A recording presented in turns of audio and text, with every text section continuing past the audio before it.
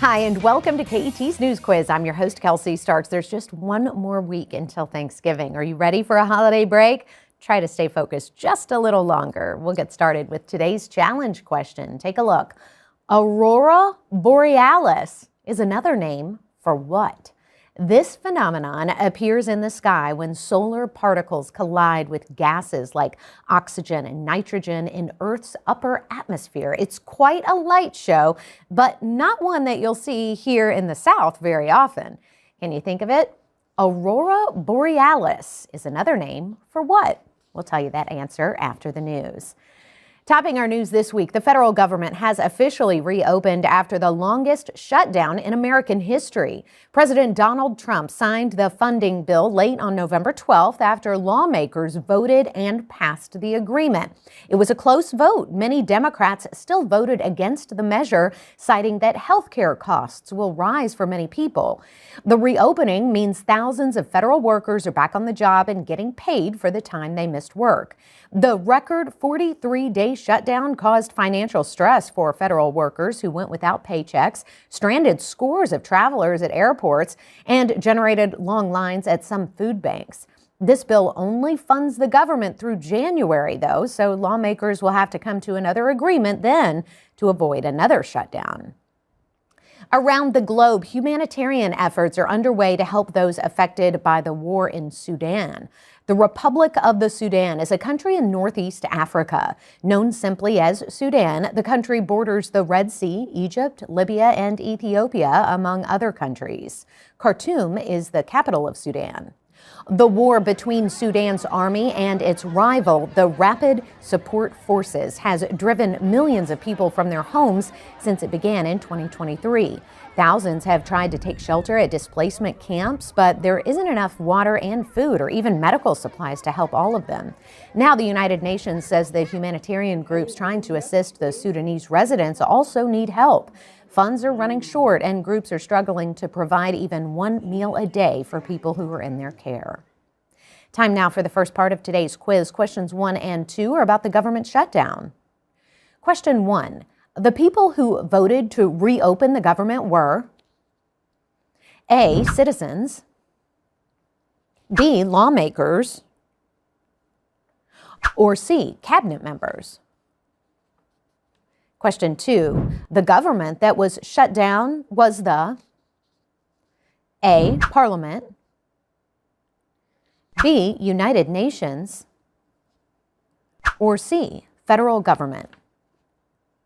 Questions 3 and 4 are about the Sudan war. Question 3. Locate Sudan on the map. Is it at point A, B, or C? And question 4, food and medical assistance are considered A. Humanitarian aid, B. Military assistance, or C. Diplomatic immunity. Now back to the news. Top diplomats from several countries recently met in Canada for discussions about trade and uncertain global relationships.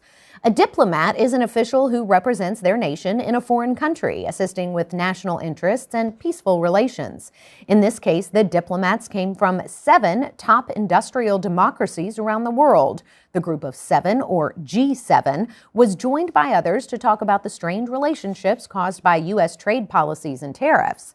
The G7 leaders looked at proposals to ease that strain and to halt conflicts like the wars in Ukraine and Gaza. Hey, do you like using a secret code to decipher messages? Well, soon a 35-year-old secret message on a sculpture outside the U.S. Central Intelligence Agency building will be discovered. The sculpture, called Kryptos, has been in place since 1990 in Virginia. Its copper sheets hold 4 encrypted messages to the world. 3 of those messages have been deciphered, but the 4th message is still a mystery. Even professional code breakers, known as cryptographers, couldn't figure it out. Now the sculpture's creator, James Sanborn, is auctioning off the Kryptos decryption key. The winning bidder will get the decryption key along with other historic photographs and documents of this CIA secret.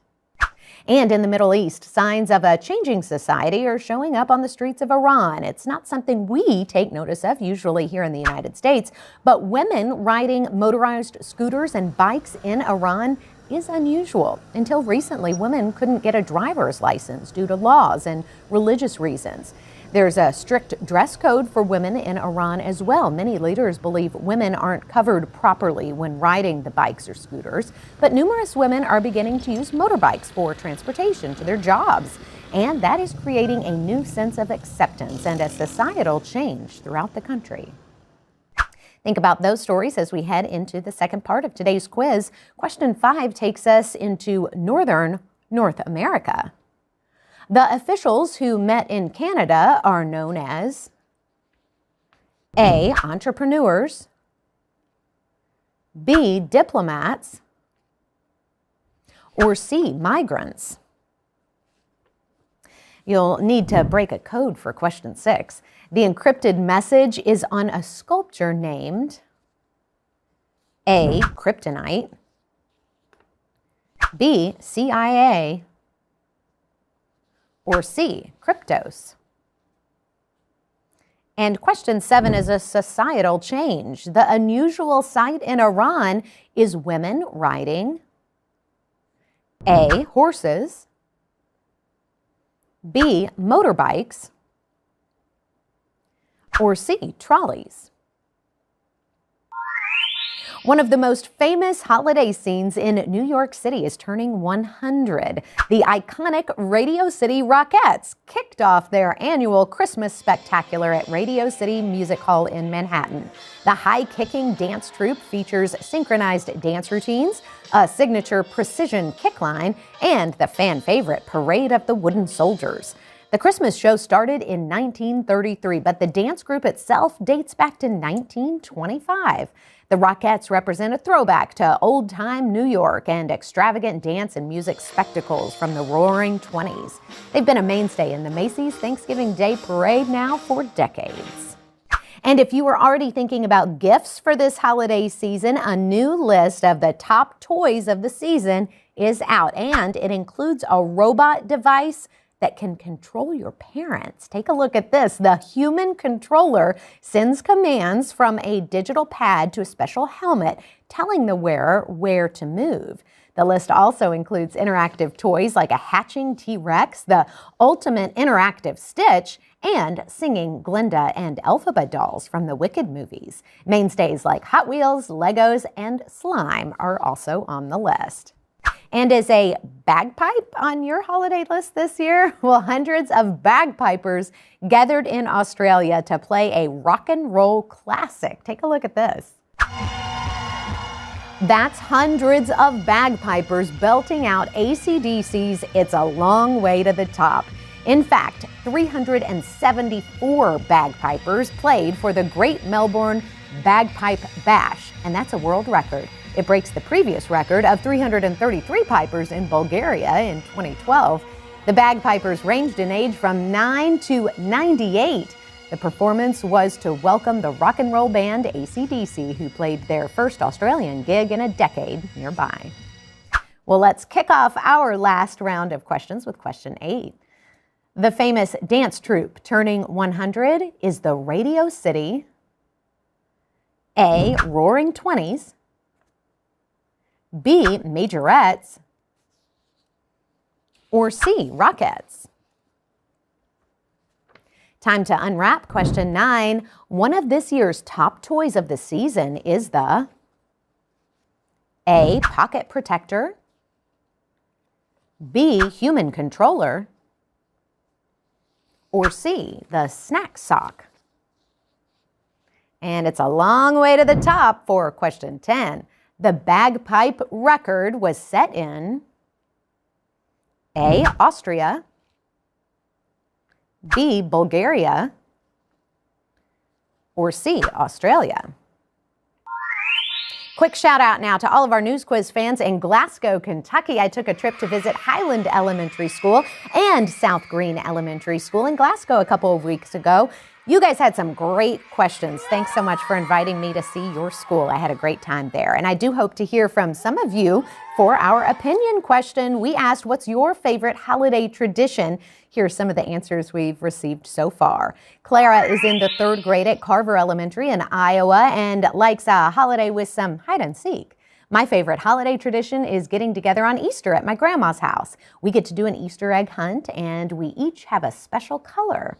Scarlett is a 5th grader at Lincoln Elementary in Jefferson County, Kentucky. Her choice is food, fun, and costumes. My favorite is Halloween, when my family goes over to my mom's friend's house. Before we trick or treat, my mom's friends have a chili contest. Then we have fun, put on our costumes, and go out to get some candy. This 3rd grader, Ben, from Central School in Maine, likes a minty kind of family tradition. I like putting up Christmas decorations. We have a dogwood tree that we put a bunch of lights on. We put candy canes on the tree, so on Christmas, we can eat them. Great plan. And 4th grader Emma from Pleasant Grove Elementary in Bullitt County, Kentucky, likes a peaceful time with sweet, happy smells. My favorite holiday tradition is baking cookies and drinking hot chocolate while listening to Christmas music. It's simple, but it always makes me feel peaceful and happy. The smell of cookies baking instantly makes it feel like the holidays. I could smell the cookies right now. Do you have a similar tradition that you'd like to share with us? We want to hear all about it. Tell us, what is your favorite holiday tradition? Be sure to give us lots of details. Tell us your favorite holiday tradition and why is it so special to you? Send your letters to us via email at newsquiz@ket.org, or you can always use the form at ket.org/newsquiz. Just be sure to include your name, grade, school, and teacher's name in those responses. Okay, did you come up with a bright, colorful answer to our challenge question today? That might describe the actual phenomenon. The aurora borealis is also known as the northern lights. These amazing natural light shows are typically seen in the most northern parts of our world, Alaska, the North Pole, parts of Canada. But around Veterans Day this year, they dipped much farther south, with colors spotted in Indiana and Kentucky, as well as other states. Some said they could see them even better through their phone camera or regular camera lens. The photos they captured are pretty spectacular. And here are the rest of today's answers. The answer to question 1 is B. Lawmakers voted to reopen the government. The answer to question 2 is C. The federal government was shut down for 43 days. The answer to question 3 is A. Sudan is located at A on the map. The answer to question 4 is also A. Humanitarian aid includes food and medical help. The answer to question 5 is B. Diplomats from each country met in Canada. The answer to question 6 is C. Kryptos is the name of that CIA sculpture. The answer to question 7 is B. Women on motorbikes are becoming more common in Iran. The answer to question 8 is C. The Rockettes are turning 100 this year. The answer to question 9 is B. The human controller is a top toy for this season. And the answer to question 10 is C. Australia holds the new record for bagpipes. And finally today, did you get a taste of winter weather last week? Well, animals at some southern zoos in the U.S. got a cool treat. At the Brookfield Zoo in Illinois, polar bears and wolves braved the frigid temperatures. Meanwhile, in Tennessee, red pandas experienced the snow for the very first time. We're trying to stay warm here, and we'll see you again after Thanksgiving for more News Quiz. Bye.